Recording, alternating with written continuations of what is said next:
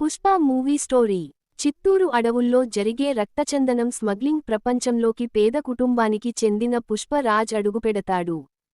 చిన్నప్పటి నుంచి గుర్తింపు లేకుండా పెరిగిన పుష్పకు, నేను కూడా ఎవరో ఒకడిని అన్న ఆత్మగౌరవమే బలం. మొదట కూలీగా పని మొదలుపెట్టిన పుష్ప, తన తెలివి, ధైర్యం, పరిస్థితులను తనకు అనుకూలంగా మలచుకునే నైపుణ్యంతో మెల్లగా పైకి ఎదుగుతాడు. స్మగ్లింగ్ గ్యాంగ్లో తన స్థానం బలపడే కొద్దీ, అతనికి శత్రువులు కూడా పెరుగుతారు. ఈ సమయంలో అతని జీవితంలోకి శ్రీవల్లి వస్తుంది. ఆమెతో ప్రేమ మొదలైనా, పుష్ప లక్ష్యం మాత్రం తన గుర్తింపును సంపాదించుకోవడమే. ఇదే సమయంలో అడవుల ప్రాంతంలోకి కఠినమైన police officer Bhanwar Singh Shekhawat, Fahadh Faasil enter అవుతాడు. పుష్ప, షెకావత్ మధ్య అహంకారాల పోరు, అధికార అపరాధాల మధ్య యుద్ధం కథను ఉత్కంఠగా నడిపిస్తుంది.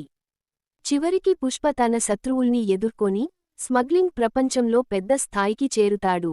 తగ్గేదేలే అనే అతని డైలాగ్ అతని ఆత్మవిశ్వాసానికి ప్రతీకగా నిలుస్తుంది.